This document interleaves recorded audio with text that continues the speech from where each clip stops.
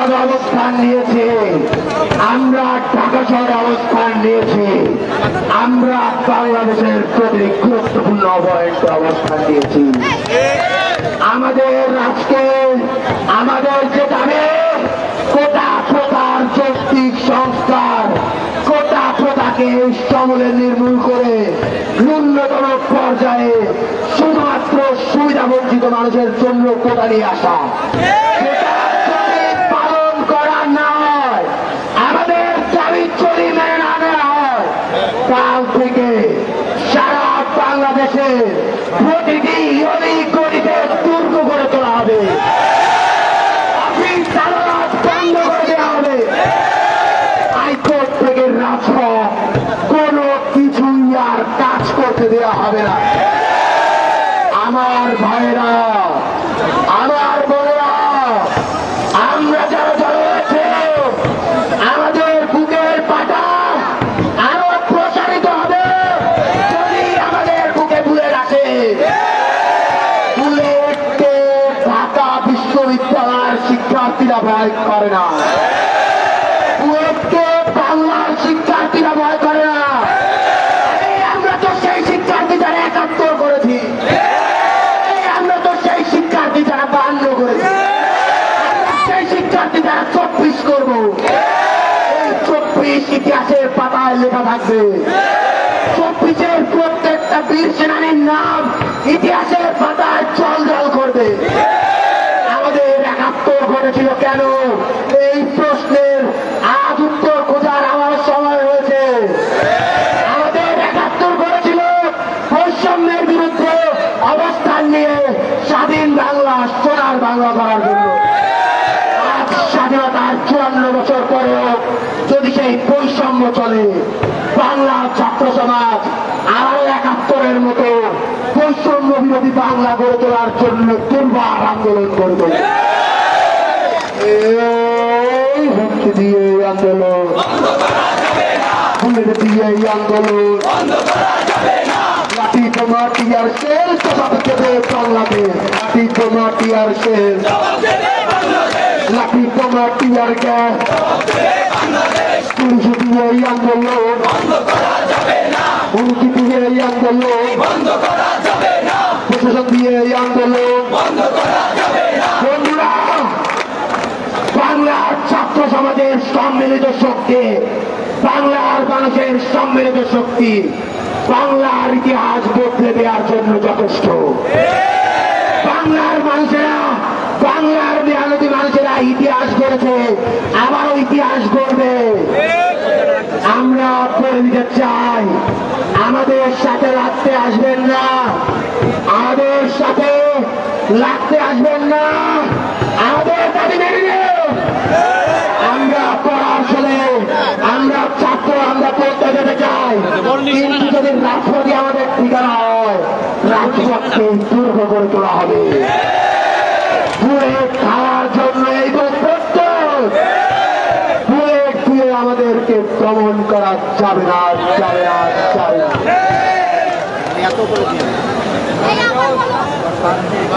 আমাদের ভাইদেরকেও নাহিদ ভাই, শাসিস ভাই এবং হাসনাত ভাইকে আপনার আলোচনার জন্য নিয়ে গেছেন। আলোচনা করুন, কোন প্রকার মানসিক কিংবা শারীরিক ভাবে নির্যাতন করা হলেও এই ছাত্র সমাজকে কিন্তু আপনারা থামাতে পারবেন না।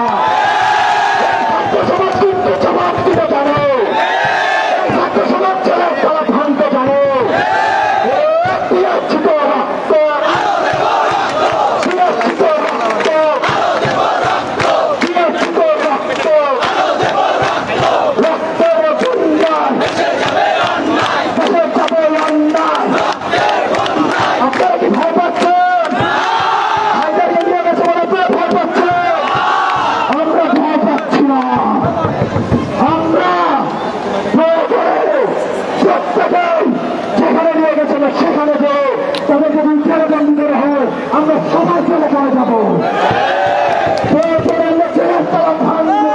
আমরা একটু আপনার কাছে জানতে চাই, আপনাদের এখানে কয়েকজন ভাই গেছে, কোথায় গেছে, কি কাজে গেছে, একটু যদি বলবেন।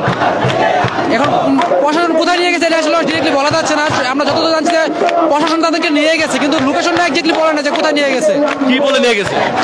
যে আলোচনায় বলবে আমরা কেন আলোচনা করছি, আমাদের আলোচনা যুক্তি কিনা। আজকে আমাদের মাননীয় প্রধানমন্ত্রী যে কথাগুলো বলেছেন যে আমরা অযৌক্তিক আন্দোলন করতেছি, সেজন্য তারা প্রশাসন নিয়ে গেছে তার যুক্তিক কথা জানার জন্য। কিন্তু আমরা আন্দোলন সম্পূর্ণ যুক্তিক আন্দোলন করতেছি, এটা আমাদের অধিকার। আমরা বৈষম্যমূলক প্রতিরোধ গড়ে তোলার জন্য আমরা আন্দোলন করতেছি। 1971 সালে আমাদের দেশ বৈষম্য শিকার ছিল, তার কাছ থেকে আমাদের দেশের শ্রেষ্ঠ সন্তান মুক্তিযোদ্ধারা দেশকে স্বাধীনতা এনে দিয়েছিল। আপনাদের বন্ধুদের মধ্যে কয়জন গেছে ওখানে? 3 জন গিয়েছে। 3 জন গেছে। আমাদের সম্মানক কমিটির ভিতরে 3 জন গিয়েছে। 3 জন এখন পর্যন্ত 3 জন জানি, এরপরে আর জানি না, হয়তো এখন রয়ে গেছে আবার, কিন্তু সঠিক তারা আসলে জানা যাবে যে আরো গেছে কিনা। ওদেরকে আসলে নিয়ে গেছে কারা? মানে পুলিশের পক্ষ থেকে নিয়েছে নাকি আর ঊর্ধ্বতন কর্তৃপক্ষ কোনো প্রশাসনের অন্য কোনো সেক্টর থেকে এসে নিয়ে গেছে? না, আমরা এতদূর জানতে পারছি যে এখন পর্যন্ত পুলিশ প্রশাসন থেকে নিয়ে গেছে তাদেরকে। হ্যাঁ, কিন্তু লোকেশনটা একজাক্টলি জানি না কোথায় এখন তাদেরকে নিয়ে গেছে। আলোচনা চলছে, হয়তো কিছুক্ষণ মধ্যে আমরা সংবাদ পাবো যে তারা কোথায় আছে। তারা আসার পরে আমরা মিটিং কি পুনরায় কি চালু করা যায় কিনা আমরা স্থগিত রাখবো, পরে সিদ্ধান্ত নেওয়া হবে। এখন আমরা শাহবাগ মোড়ে অবস্থান করছি এবং আমরা আমাদের যৌক্তিক আন্দোলন আমরা অধিকার আদায় করে আমরা ছাড়বো ইনশাআল্লাহ। ধন্যবাদ আপনাকে। দর্শক, আমরা একজনের সাথে কথা বলছিলাম এবং তিনি যেটা বলছিলেন যে চারজনের একটি প্রতিনিধি, 3 থেকে 4 জনের একটি প্রতিনিধি দল হচ্ছে তাদেরকে পুলিশ প্রশাসনের পক্ষ থেকে তাদেরকে নিয়ে যাওয়া হয়েছে এবং তাদের সঙ্গে বৈঠকে বসবে এবং আলোচনা হবে, এমনটাই হচ্ছে কথা বলে তাদেরকে নিয়ে যাওয়া হয়েছে। এবং এখন পর্যন্ত তারা ফিরে আসার পরে হচ্ছে তাদের নতুন কর্মসূচি ঘোষণা করবে এবং যদি কোনো ধরনের চাপ সৃষ্টি হয় বা গ্রেপ্তার দেখানো হয় তাহলে সেই ক্ষেত্রে তাদের কঠোর আন্দোলন গড়ে তোলা হবে, এমনটাই তারা জানাচ্ছেন। এবং এখানে আমরা দেখছিলাম যে শিক্ষার্থীরা দুপুর থেকে তারা আন্দোলন কর্মসূচি নিয়ে যে রাজপথে বসেছে এখন পর্যন্ত সেই জায়গাতে অবস্থান করছেন এবং তারা এখানে অবস্থান আরও থাকবে এবং যতক্ষণ পর্যন্ত তাদের বন্ধুরা, অর্থাৎ যে 4 জন প্রতিনিধি হচ্ছে পুলিশ প্রশাসনের সঙ্গে ইতিমধ্যে বৈঠকে বসছেন এবং তাদের এখানে আলোচনার টেবিলে বসছেন, তারা আসার পরে কোনো ধরনের সিদ্ধান্ত হয় এবং তার পরিপ্রেক্ষিতে নতুন কর্মসূচি ঘোষণা করবে। যদি সরকার বিষয়টি মেনে নেওয়া হয় তাহলে সেই ক্ষেত্রে কোনো ধরনের বাধা হবে না এবং তারা পড়ার টেবিলে ফিরে যাবে। আর যদি মেনে না নেওয়া হয়, তবে যদি এর মধ্যে যদি কোনো ধরনের হয়রানিমূলক মিথ্যা মামলা কিংবা তাদেরকে যদি কোনো ধরনের হয়রানি করা হয় সেই ক্ষেত্রে তারা কঠোর আন্দোলনের ঘোষণা দিয়েছে। এবং আমরা দেখছিলাম যে শিক্ষার্থীদের সমন্বয়কে কয়েকজন শিক্ষার্থী হচ্ছে তারা এখানে আন্দোলনে চালিয়ে যাচ্ছেন এবং তার আগে প্রধান সমন্বয়ক সহ বেশ কয়েকজন সমন্বয়ক রয়েছে যারা এখানে নেতৃত্বে আছেন, তাদের 4 জনকে হচ্ছে প্রশাসনের পক্ষ থেকে তাকে ডাকা হয়েছিল এবং তারা সেখানে গিয়ে তাদের সাথে আলোচনা টেবিলে বসা হচ্ছে। এবং এই ছিল আমার কাছে এখন পর্যন্ত শিক্ষার্থীদের আন্দোলন কর্মসূচি এবং সেই আন্দোলন কর্মসূচিতে যারা তাদের আন্দোলন কর্মসূচি চালিয়ে যাবে যতক্ষণ না পর্যন্ত তারা ফিরে না আসে। সর্বোপরি বলা চলে যে দুপুর থেকে তাদের যে কঠোর আন্দোলন কর্মসূচি চলছে, সারা বাংলাদেশে ব্লকেট যে কর্মসূচি, সেই ব্লকেট কর্মসূচির মধ্যে তারা আন্দোলন চলমান রেখেছে এবং আমরা দেখেছি দুপুর থেকে শাহবাগ মোড় সহ বাংলা মোটর এবং কারণবাজার বিভিন্ন অঞ্চলে যারা শিক্ষার্থী রয়েছেন এবং বিভিন্ন সরকারি বেসরকারি বিশ্ববিদ্যালয়ের শিক্ষার্থীগণ তারা তাদের আন্দোলন কর্মসূচিতে অব্যাহত রেখেছেন।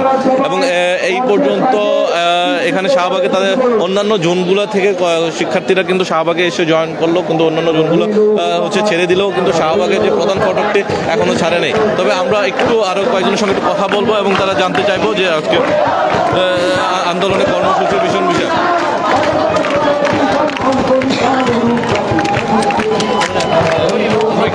আমরা একজন শিক্ষার্থীর সঙ্গে একটু কথা বলি, এ নিয়ে হচ্ছেন একটি লোহার শিকল হাতে নিয়ে হচ্ছে।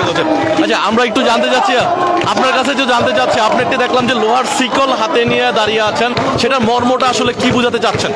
এই লোহার শিকল শুধু লোহার শিকল নয়, এই লোহার শিকল দিয়ে আমাদেরকে মেধাকে আটকে রাখা হয়েছে। এখানে কোটা লেখা আছে, অর্থাৎ কোটার যে শিকল, এই শিকলকে দিয়ে আমাদের মেধাকে আটকে রাখা হয়েছে। বাংলাদেশে যদি 100 জন আমলাদের নিয়োগ দেওয়া হয়, তার মধ্যে 56 জন হচ্ছে অযোগ্য বা কম যোগ্যতা সম্পন্ন আমলা।